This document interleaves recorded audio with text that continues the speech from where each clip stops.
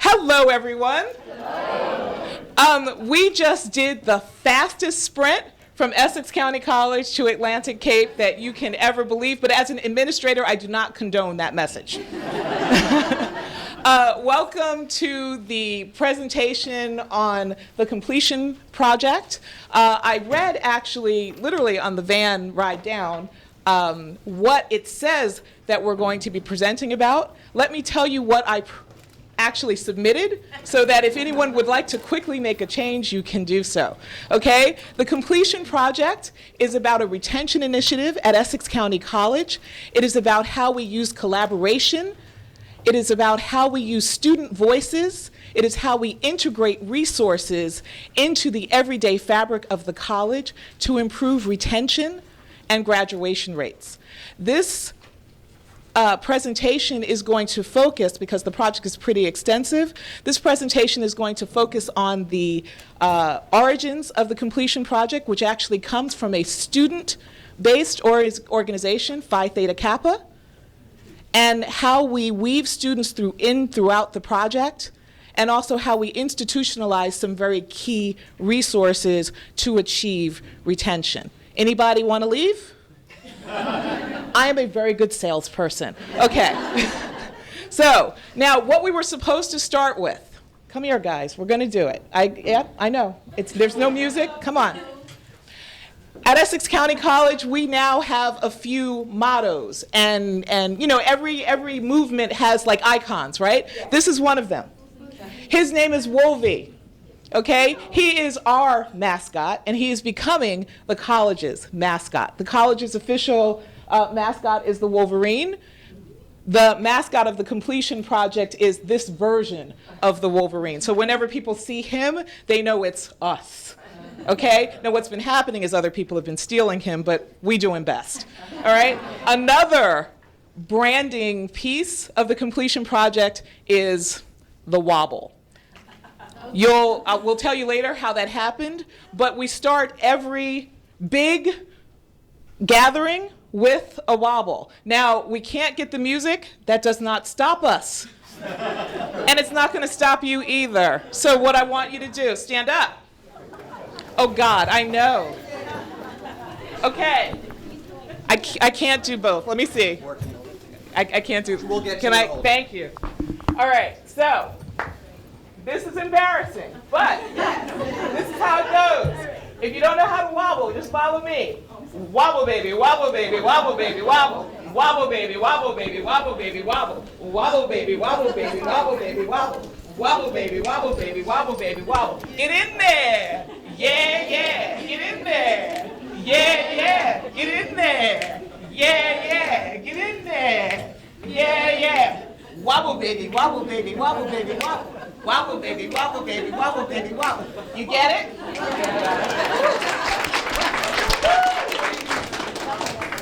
Now, that might give you an idea about the energy and the innovation and the outside of the box that the completion project has brought to Essex County College. It might also give you the idea of the energy and youth. Because, see, I'm out of breath. Somebody else. The energy and youth that this program embodies. Okay, so let's talk about it. I'm Marva Mack. I'm the Assistant Dean of Student Success and what I call a founding member of the Completion Project. Come on, guys. That's me. Use the Instructor in biology. You have to do it here. You have to do it into the fake microphone. Yeah, sorry. Okay, my name is Lynn Wilson. I am an instructor of biology. I'm also the lead advisor for Phi Theta Kappa.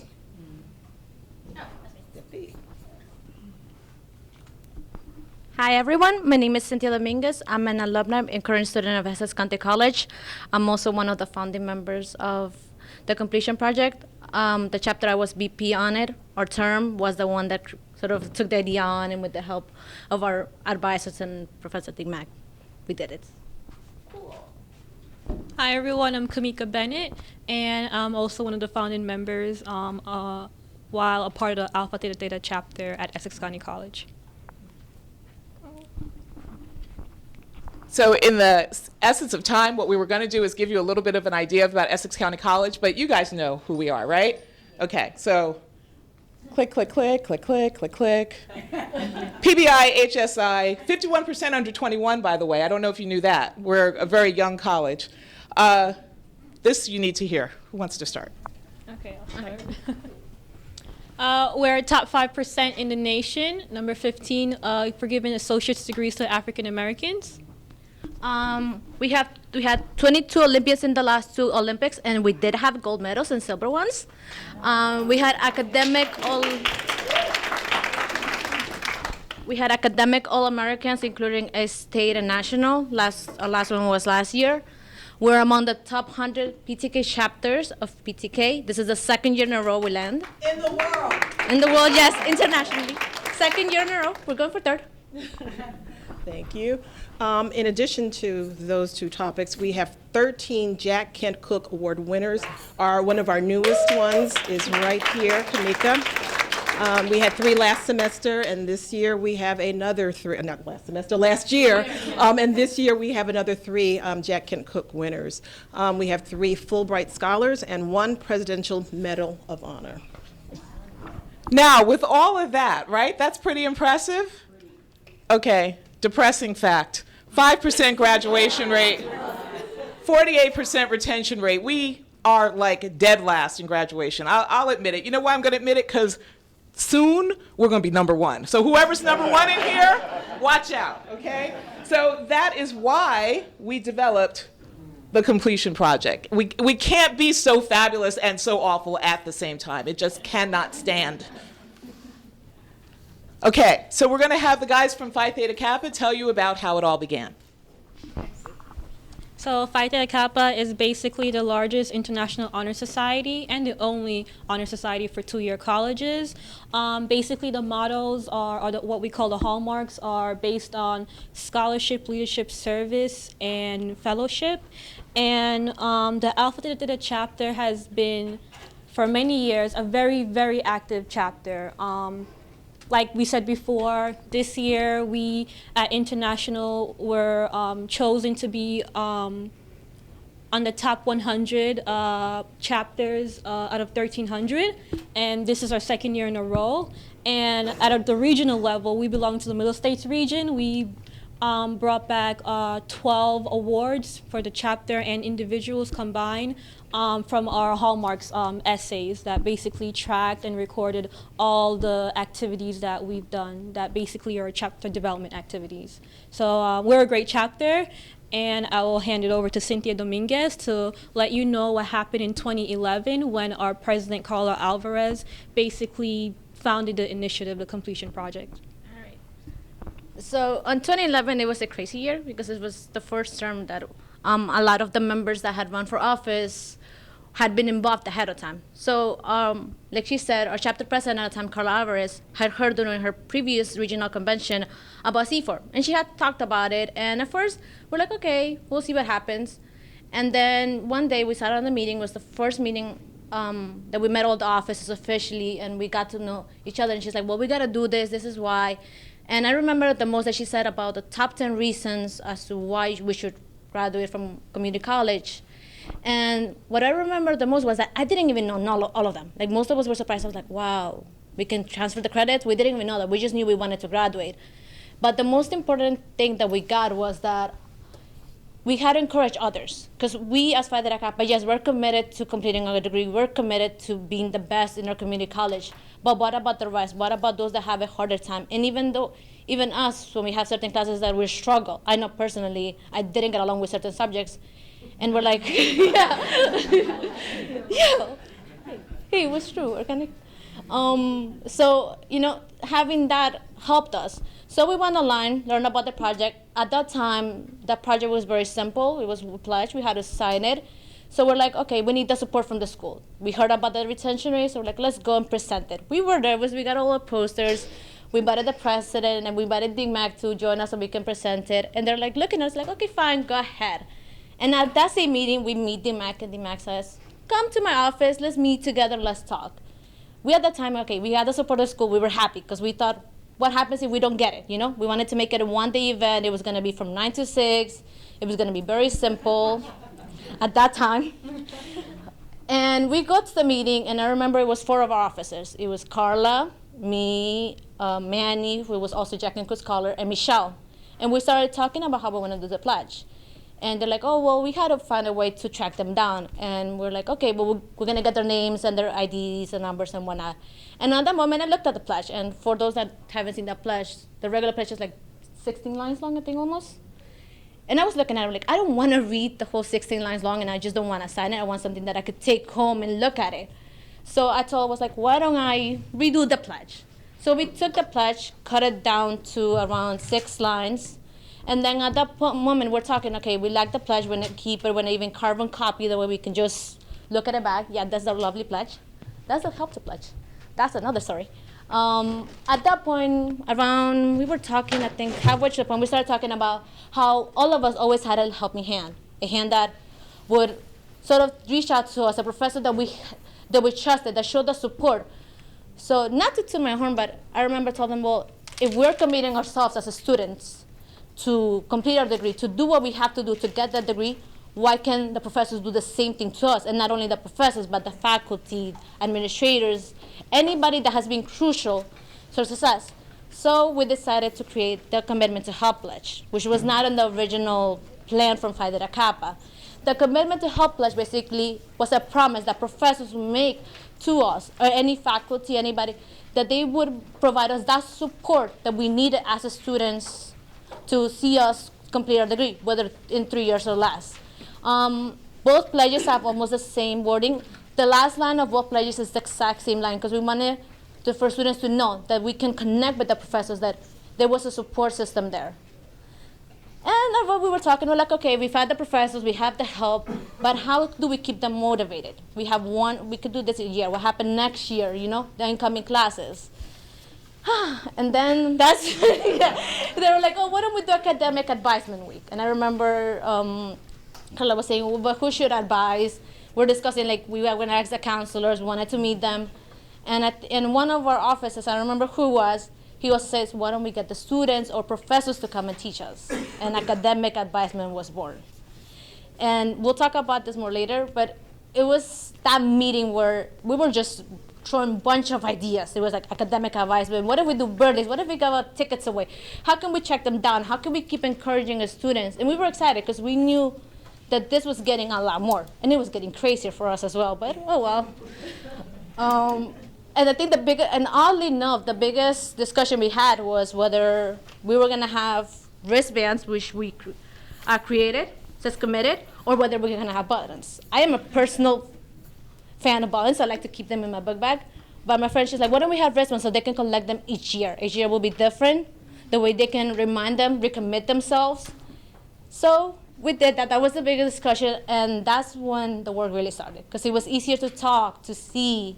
And I honestly say that Dean Mack and Professor Wilson, as well as other advisors, were crucial in helping. They were like, you want to do this? Go ahead. They never really said no. They were like, okay, go ahead. Want to rule the world? Go ahead. Have fun at it. And it was crucial. But the person that really, really dealt with most people was Kamika, because she was our VP of service at that time. So me and these 4 officers that went to me, they were like, oh, guys, here we go. We're going to do all these wonderful things. Can you help us now convince all the students? And we did. But Kamika saw most of them because she was our vice president of service. So I'm going to give the word to her. So the first year that it was brought to Essex County College was a very crucial year. Because, you know, when you first start off an organization or when you first start off any type of movement, you not only need your school eventually to jump in and say, we want to help, but when it's first just your chapter, it's you need to be able to have your volunteers really feel invested in the project.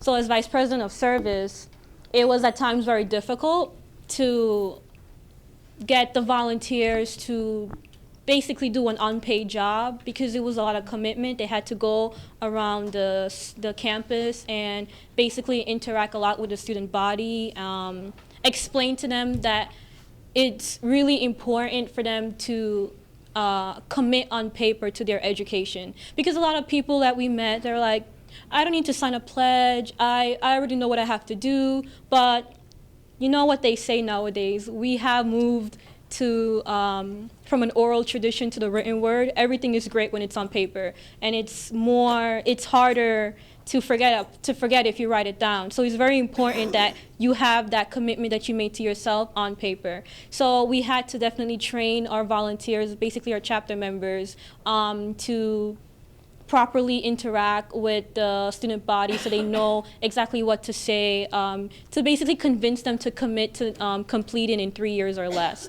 So like Cynthia was saying, it started off as an encouragement campaign, and of course the school backed us up and with marketing and with funds, and we wouldn't have, the movement wouldn't have been able to reach the level it reached without it becoming a school-wide initiative and not only an Alpha Theta Theta chapter initiative.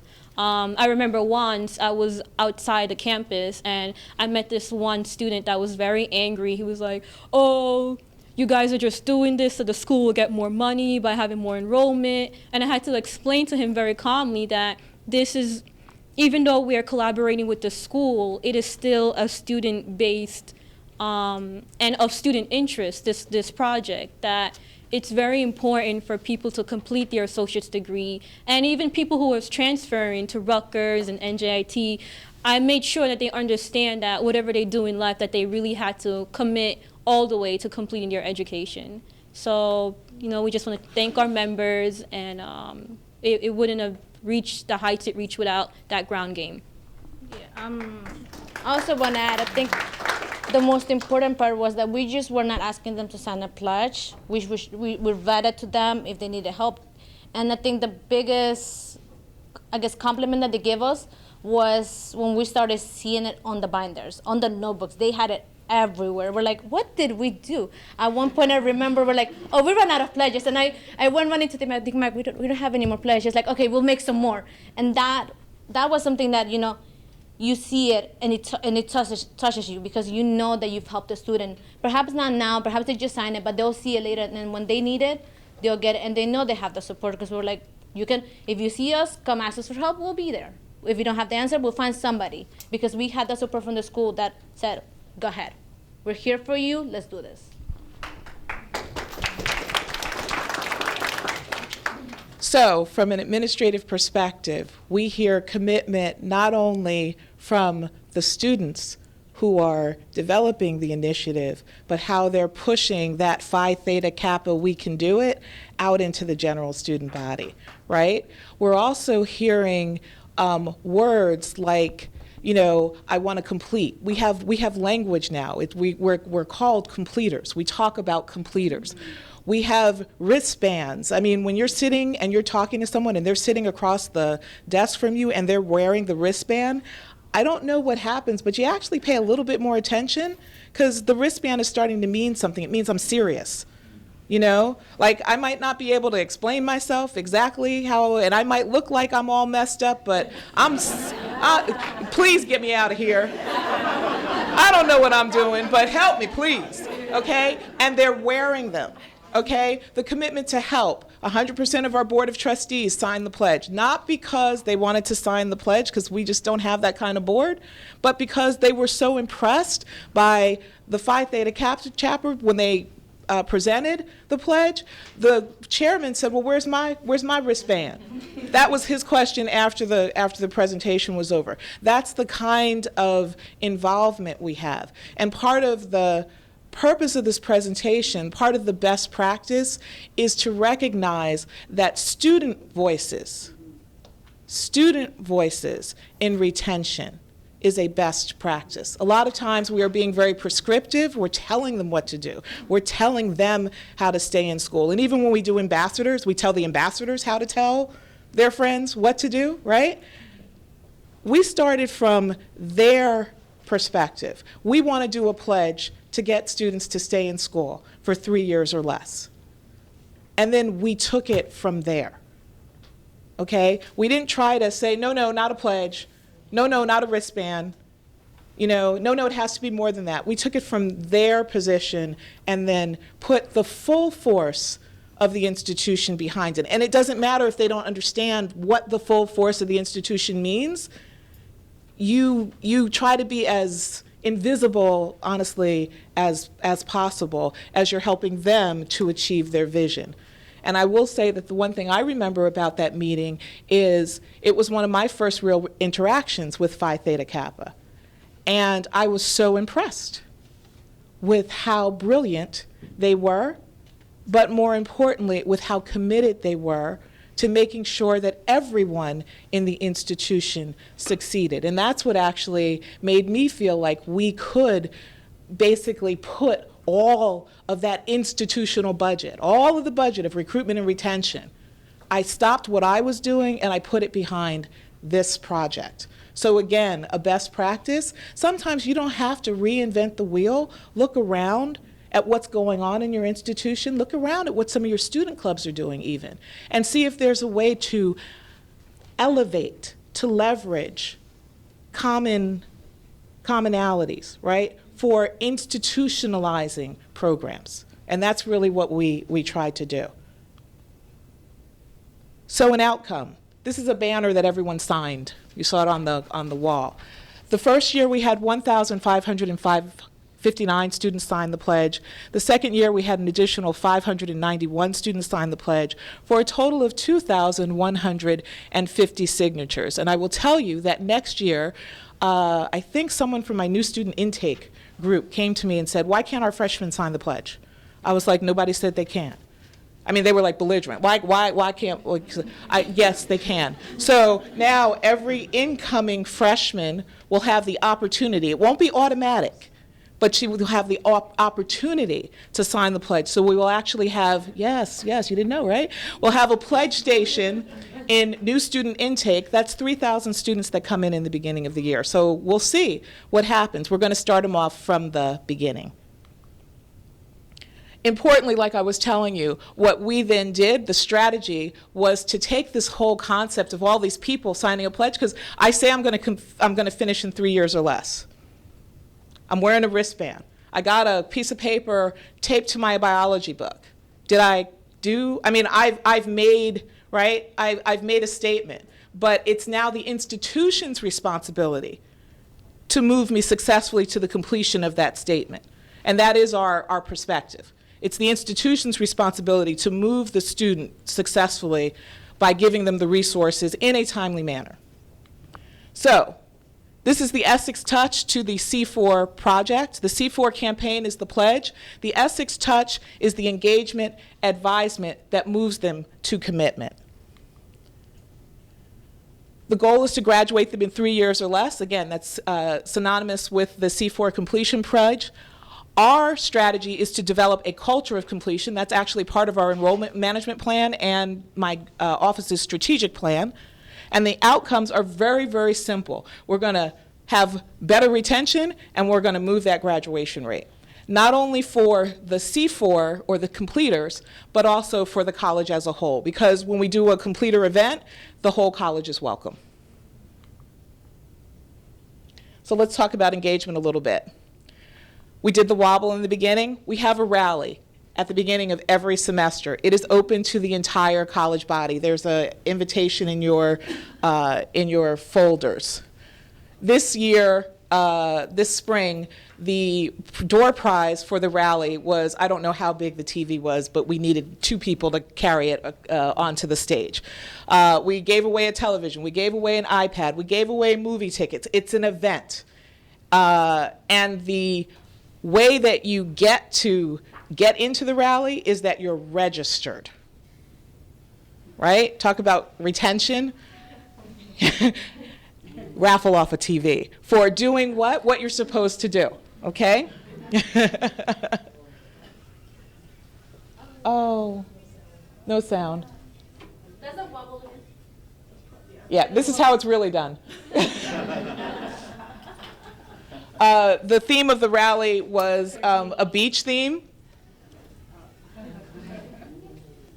These are all students who are participating in the rally. That's a life-size sand castle that my office actually built because they were so psyched about the beach theme. The Wolverine, the mascot, he just loves coming to our events, so he always shows up at our rally events or our completion events. We gave away 5 completion scholarships at the end of this last rally, the spring semester, for students who were in their final semester that allowed, who were completers, who were moving on to 4-year institutions. We also have study zones, okay? We are a commuter college. It is very difficult sometimes for people to find places to study, to find quiet places to be. It is also difficult sometimes if you're not in a residential environment to realize that it is time to study, right? So we wanted to create opportunities for students to understand what the milestone was, like the rally. It's time to get excited about coming to school. It's time to register, okay? The study zone. Midterms are coming. Let's get, not like a week before, but like a month before. Let's start getting warmed up for this. We provided snacks. Student Life and Activities always did snacks, but we expanded it. We combined our budgets, so we had snacks all over the place. There was hot chocolate, you'd turn a corner and there was hot chocolate. You'd think that that's really a small thing. The students got, well, actually, more than the students, the faculty, the staff, everybody loved the hot chocolate. Like, that was the biggest thing. And it's such a simple thing, but it puts you in the right mindset. I'm really down. Oh my God, it is just, I'm crunch, and I don't know if I can do this. And then I walk down the hall and, hey, would you like some hot chocolate? Courtesy of the completion team, don't forget to study. Here's some study zones. And in the study zones are computers, or they're quiet places, or they're just empty rooms where students can go and congregate. Okay. This is one of the videos that was posted on our Facebook page. We have students all the time who are just creating videos and posting them of their own free will on Facebook, talking about, this is Muhammad, he's talking about how don't give up. I know, I was just really tired this morning. Only way to be committed is to stay committed. He talked about, If you are committed, stay Tech girl. Sign that pledge. I do a lot of things to stay motivated in this place. I want to get out of here, but now we're not going to do it. Most people are trying to do the same thing. There's a lot of challenges around us, but stay motivated. Build that resilience. Get out of here. Let's do this. There's a lot of things we can do. Find people to study with, have positive energy all the time, surround yourself with positive people, use the library to its fullest. I actually live in the library, man. My friends always think I'm always there. In fact, I'm actually always there. So you can listen to study. You find people who are motivated are always in the library. So again, my name is Muhammad Isahak, and I'm committed. You should sign that pledge and stay committed. Take the challenge. Get out of here as soon as you can. So again, the idea of student voices, right? I can tell you to study all day. Muhammad does a video, all of a sudden the library is full. Some of the girls are looking for him, some of the people are studying, right? The other thing we did, intentional, intrusive advisement. It's not always one-to-one, okay? Facebook is intrusive. Okay, the completion rally is intrusive. This is intrusive. It's in your folder. It's a postcard that we sent to students who received midterm warnings. Okay, every semester we have 5,000 duplicated and 3,000 unduplicated midterm warnings. And after the students receive those midterm warnings, our culture has been, I'm out, I'm dropping, I'm gone. Okay, so it's hard to have good fall-to-fall retention if the minute you get a midterm warning, you leave. So what we did is on the back of the card, and you can read it later, we talked to them about how do you approach this midterm warner. If you're a completer, okay, if you're going to stay in and finish in 3 years or less, this is what you have to do. And it says stay committed to getting your degree in 3. Again, that's another phrase that's around the college, degree in 3. Think twice before you drop a class. The first time we did this, I'm also a researcher. I know it doesn't look like it, but I'm a real data nerd. True sample, half got, half didn't, exactly half, exactly the same type of person, okay? The people who got the postcard, 96%, they stayed. The people who didn't get the postcard, everybody dropped. We were like, nah. No, that's just wrong. That's too perfect. Okay, so we said, all right, but let's not look a gift horse in the mouth. The second time we did it, we sent it to everyone who received a midterm warning. Now, there's no way you're going to get those kind of numbers with, close to 4,000 postcards, right? Guess what? 91%. Now, an academician would say all those people didn't need to stay in school. But our point is, the first thing you do is to retain them. Now, next year, what are we going to work on? What's the proper response once they decide to stay, right? How do you make sure that they have the proper, right, academic resources underneath them, okay? Because we didn't, you know, who knew? Who knew? 90% maintained. Okay, I'm going to hand it over to Professor Wilson to talk about Advisement Week. First, let me just start by saying I did not plan to color coordinate my outfit with the band, but it just happened. Okay. But anyway, what did we do? We did a lot. We did a lot with the students, but once again, it was mostly student-driven. Students came to us and asked for early advisement, because we have all been through advisement registration. We know what that's like. It can be painful for students to travel from one end of the, well, I don't know what your buildings look like. However, if you're traveling from one end of the building to the other, trying to find somebody to advise you, it can be a chore. And so we decided to do something different. What we did is we centralized advisement. Now, what is Advisement Week? Well, a week before what we call early registration, we have students come to one particular area in the building, a place that's accessible to all students, and we have them, we make sure that they're advised by faculty members. Not just faculty members, I should couch that by saying every division in the college is represented in this room. There are banners at separate tables. Each table has a banner with each division. So if you're coming in as a bio major and you need advisement, you will be sent directly to that particular table where you will have a faculty member or a coordinator of a program help you plan your courses. So that was number one. That was the first thing that we did. It is faculty focused. We have a lot of, well, in the beginning, we had some pushback. Let me just say it that way. A little bit of pushback, which I think is normal. You know, this is just one more thing that we have to do. However, once faculty became involved in the process of advisement, well, they started to see that there was a change. There was a difference. We don't have a whole lot of registration days anymore. And that's because a lot of the students take advantage of early advisement or advisement week. A lot of the students walk into that door, and it's anyone, all students can partake or participate in an advisement week. And so there's no one particular group, so everyone comes in.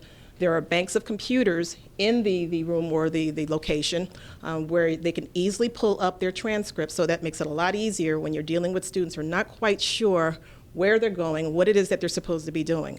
So we can pull up their transcripts, we can see where they've been, and then we can guide them or direct them to where they should be going, which is completion in 3. And so just to get back to the, all right, so then we're skipping ahead, we're going beyond that. One of the things that we did do was we created a 3-semester advisement form. 3 semesters. So once again, we can see where they've been, but we can also see or plan where they should be going so that they can, as we say, get out of here. And so if you look at the registration form, you can see we actually filled in our student, which is our faculty member, Patrice Davis over there, who's manning the the laptop. But you can see that there are sections for each semester. So for instance, you have summer 1 or summer, fall, and spring. And each one of those has 5 boxes that represents a course that you can take during that particular semester. That way we can help you make decisions, wise decisions, smart decisions as to what do I do next, what course do I take next. In addition to, well, I should also mention that this form is what we call our electronic form. We do have a paper form that has the 3 semesters on it, but this one is our electronic form, which will be offered in the fall to students. They could do this on their iPads instead of having paper, so we're trying to be green in that respect as well.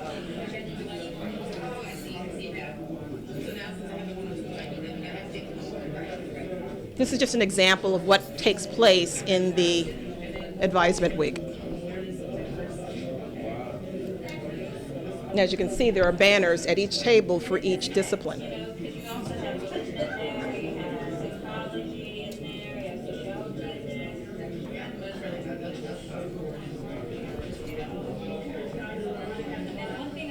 that would be English is there, and then also to require English.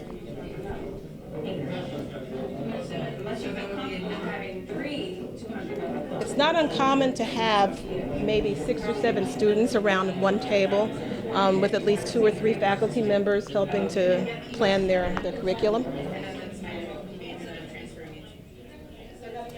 Oh, I'm sorry. I was saying that it's not uncommon to have 6 or 7 students around one table with 2 or 3 faculty members helping to plan their curriculum. Yes? What is the resource for students who are not declared yet majors when they come in as freshmen, first year, new registrants? We try to deal with the undeclared majors inside of the College Success Seminar, so to get them to declare a major.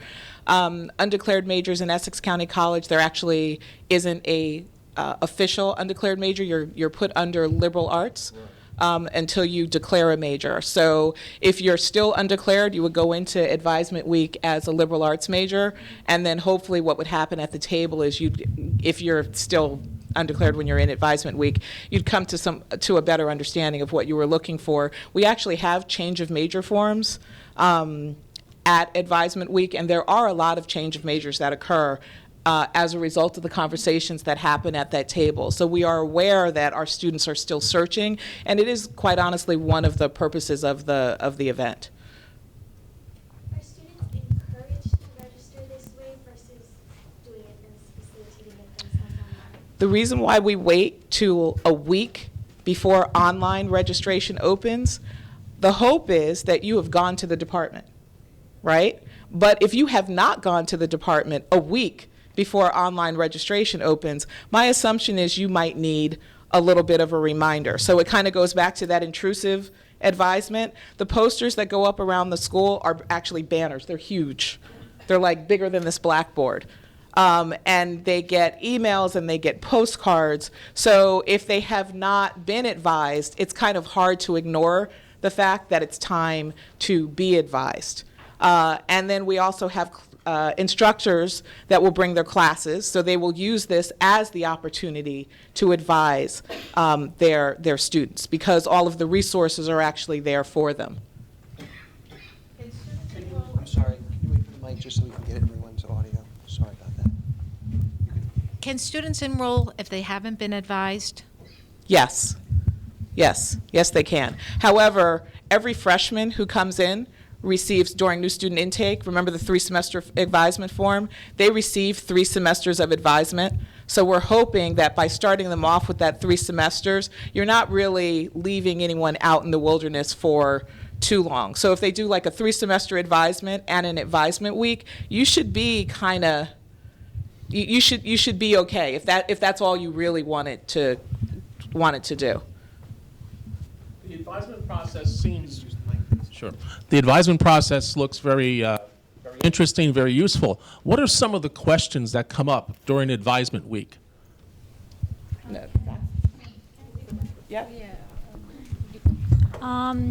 This summer, as I basically became a part of Dean Mack's Student Success Office. So I kind of made the transition from not only being an ATT officer, but kind of being a part of the administrative team that was leading a completion project. And one of the things that was surprising to me was that many students actually are not tech savvy with their own portal online. So that's one of the reasons that I saw how important the advisement week was. It was really critical to them even signing up for their classes. Imagine if you're at home and you know you're supposed to register for classes, but you don't know what to do. Just imagine that feeling and that helplessness. So one of the good things about coming into the school is that we've kind of made it more comfortable and more safe to ask for help, and that's one of the things that Advisement Week does, because you feel comfortable to say, I don't know how to use my portal, I'm a freshman, I don't even know what college is to begin with. So I'll give it to you. One of the ways that we make sure that we address that, we do not do things for the students. That is like a rule in my office. If I see someone sitting in front of the computer, it's like, get up. students in front of the computer. So for advisement week, students are required to go into a lab that we have directly outside of the advisement area. They are required to pull their online degree evaluation. Half of them, no, it was like only 30% knew what that was when we started. Now 80 to 90% know what that is. Okay, they're required to pull their online degree evaluation, which requires them to go into the portal. We have students in that room showing them how to go into the portal, introducing them a lot of times to the portal, and then they bring it into the area. So what she's talking about, the way that we handle it is no one can come into the room unless they've actually accessed their portal. And also during academic advisement, it gives you sort of a sense of freedom to ask the professor, because you, as in high school students, you're trained to go to your counselor for any questions.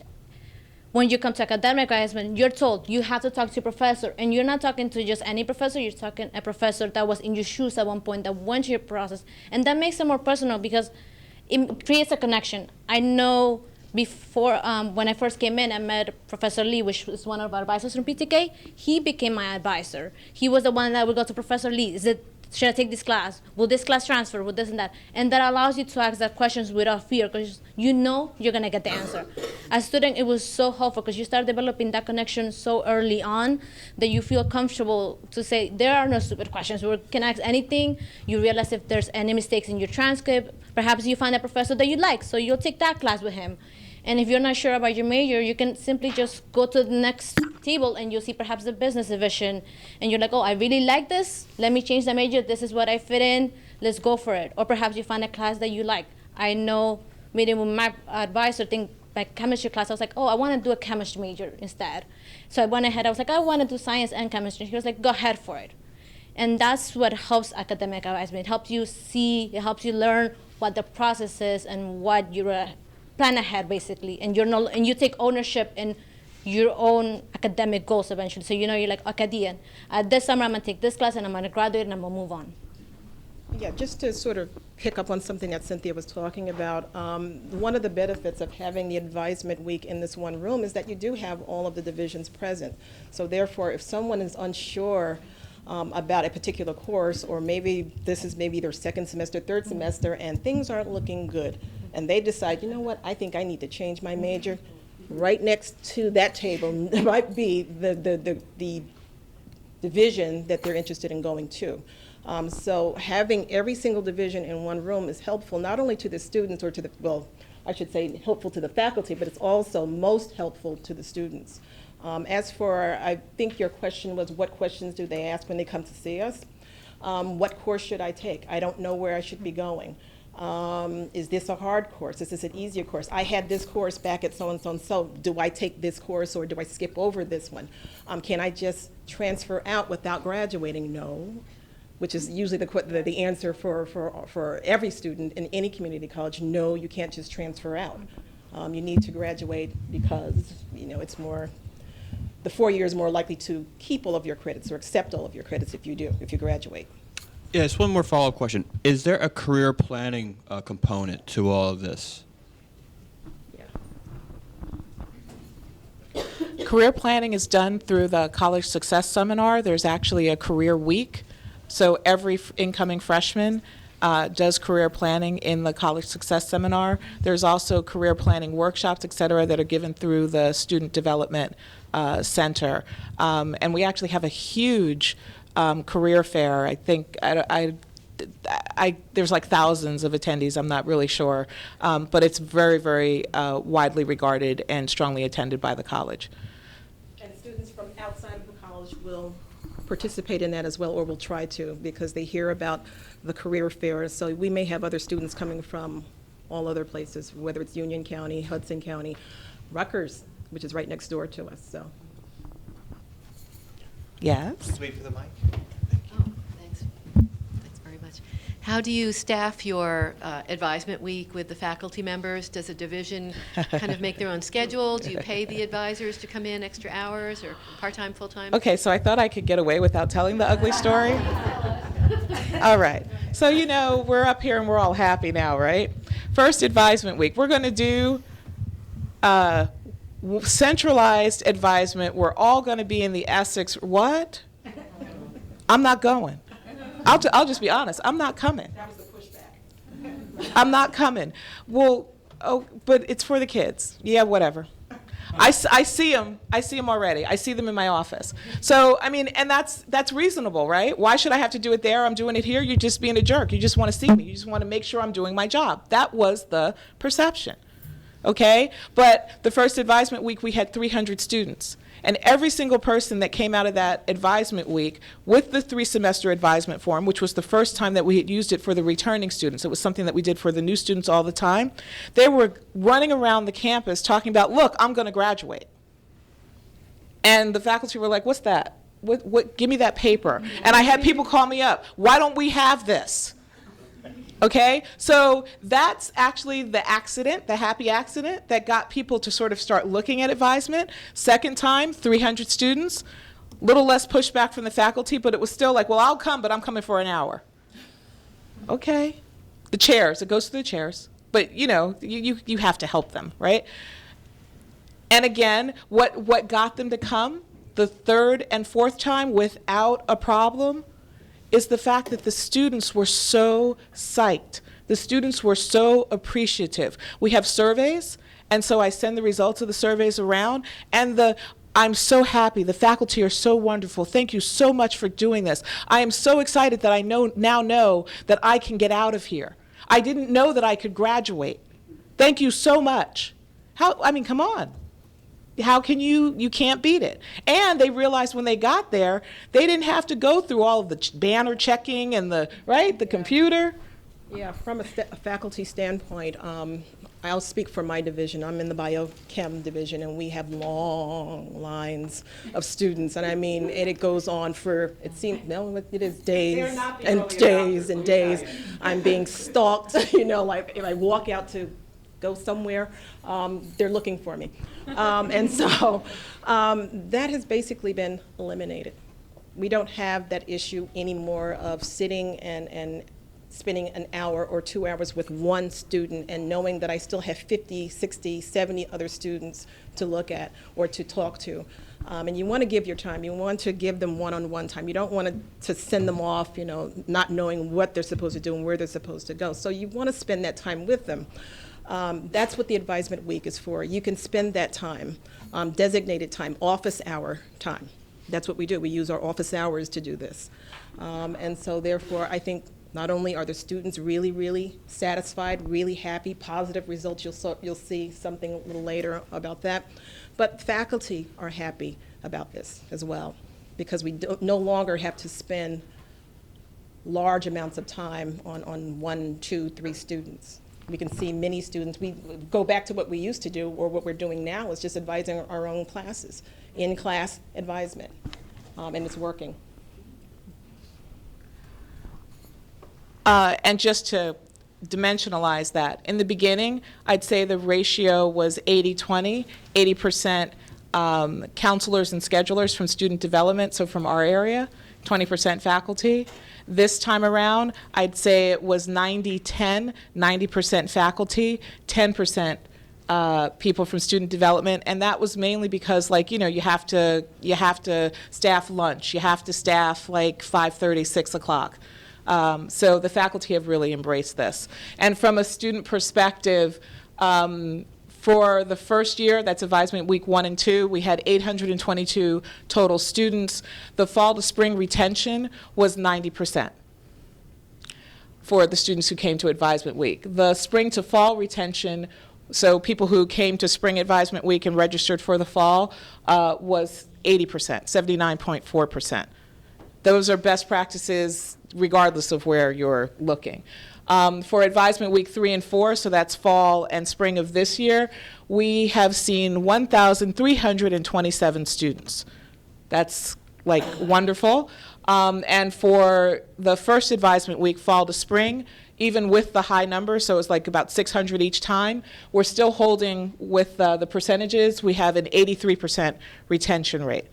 So you're seeing close to over 2,000 students, and you're maintaining an 80% retention rate from semester to semester, and you are really energizing them in terms of making sure that they know that they can get to graduation. I want to show you something that we did for this last Advisement Week 4. This is a banner that was hanging when people came in, because spring is graduation time. Unfortunately for us, some graduates aren't ready to graduate. So the purpose of the spring Advisement Week was in part to get students who were close to graduating to take Summer 1 or Summer 2 courses so they could get out on time. This is a picture of one of our students with Wolvie. He was life-size at Advisement Week, and she's holding up her online degree evaluation that she pulled, and you see those 2 gold stars? Well, the graduates got what we call the gold star treatment. When they came in through intake and we identified that they were someone who could graduate, if they took Summer 1 or Summer 2 courses, we put gold stars on their degree audit, and we did this.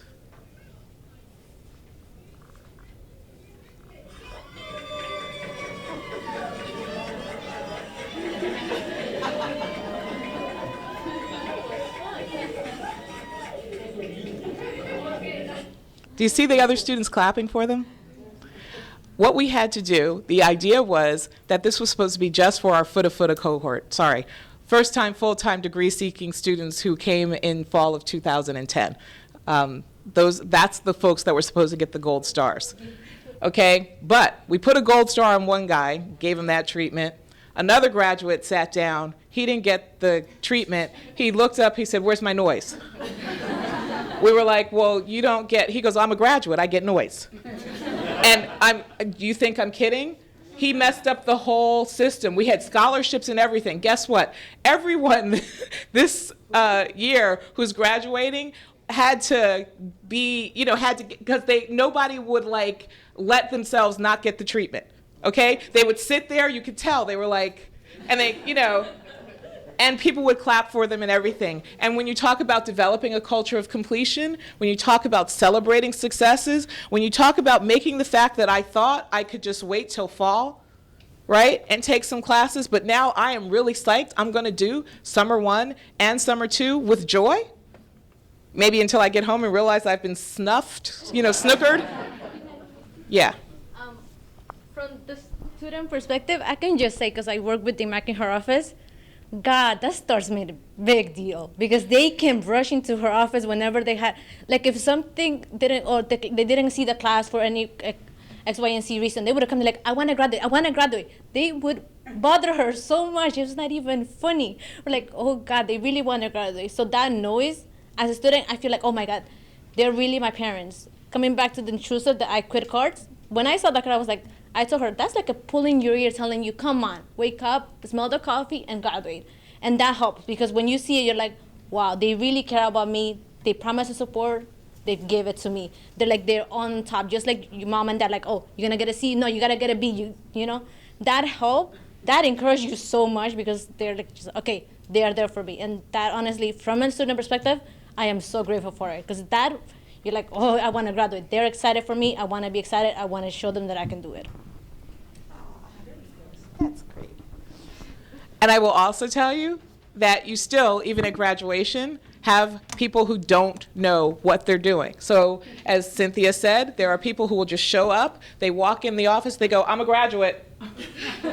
And you're like, okay, what do you need? I'm a graduate. I want to graduate.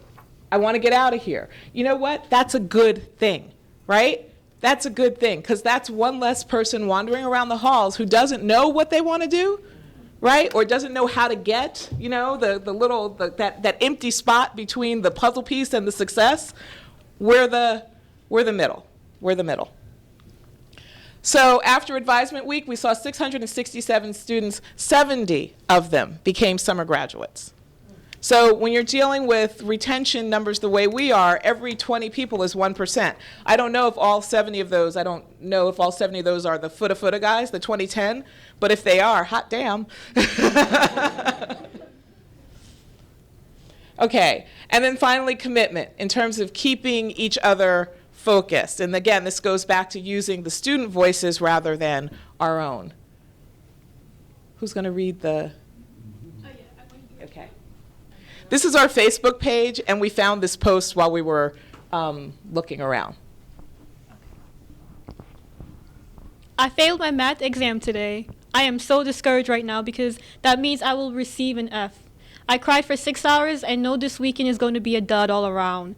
I am discouraged, not because of the test, so to speak, but because all the homework, sleepless nights, passing the midterm, losing 11 pounds due to stress, wasn't worth anything because none of those things count for anything. A huge waste of time and money that I don't have. I now understand the 6% thing.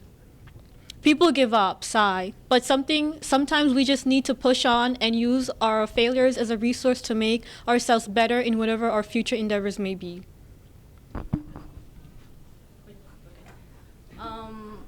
Somebody from the completion team replies, you just have to move on. This is only a bump in the road towards graduation. Use as experience, mistakes, as extra motivation to push you.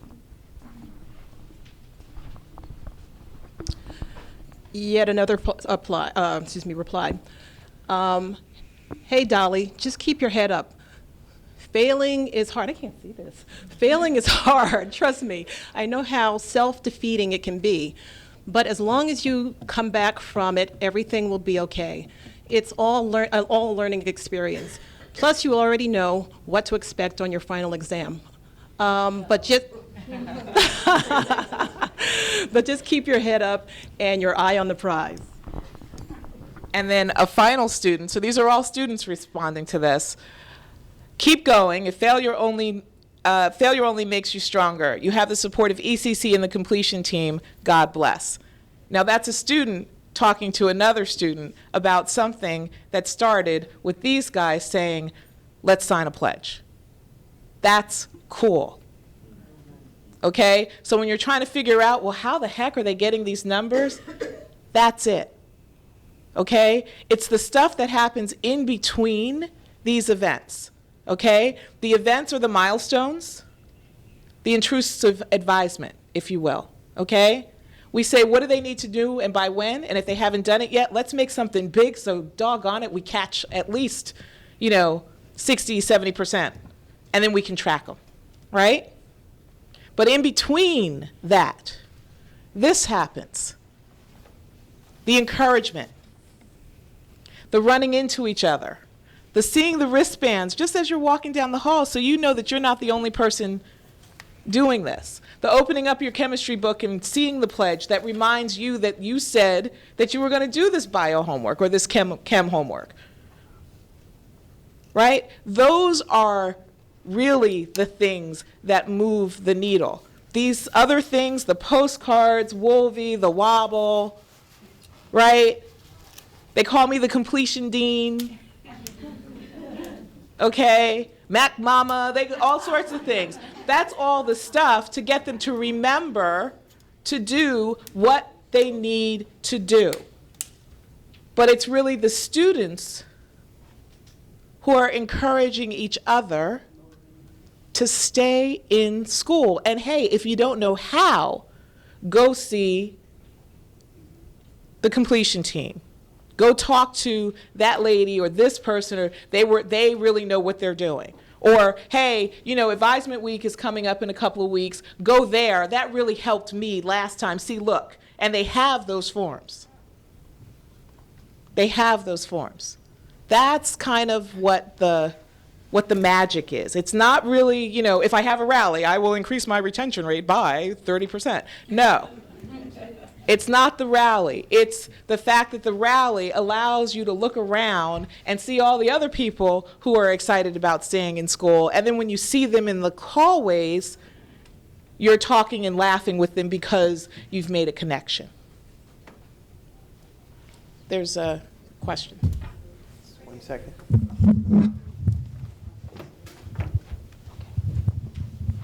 Hi, I love this. And I'm a faculty, so I have a faculty hat on, but I'd be glad to join your team to advise. I'm so impressed. I think what I heard you say was that every incoming student gets the 3-semester advisement. Yes. So my question is, how many incoming students do you have? How many people do you have to do this work?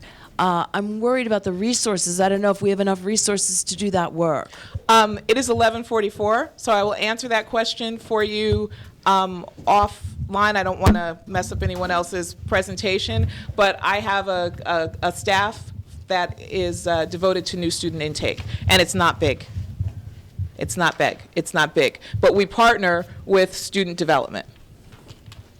We've developed, I'll share my system. We've developed a system, but it takes a lot.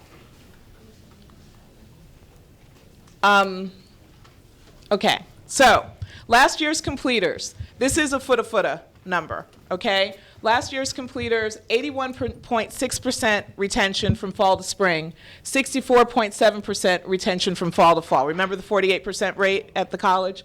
And 18% graduation rate. Okay, so they are serious, okay? But more importantly, college-wide, we had 51% retention last year and a 7.2% graduation rate. Now, I'm not saying one is causal of the other, but I am saying that, you know, if you got a big jump in one group, you're going to see a jump in the larger group. And that, ladies and gentlemen, at exactly 11:46, is the best practices of the completion project at Essex County College.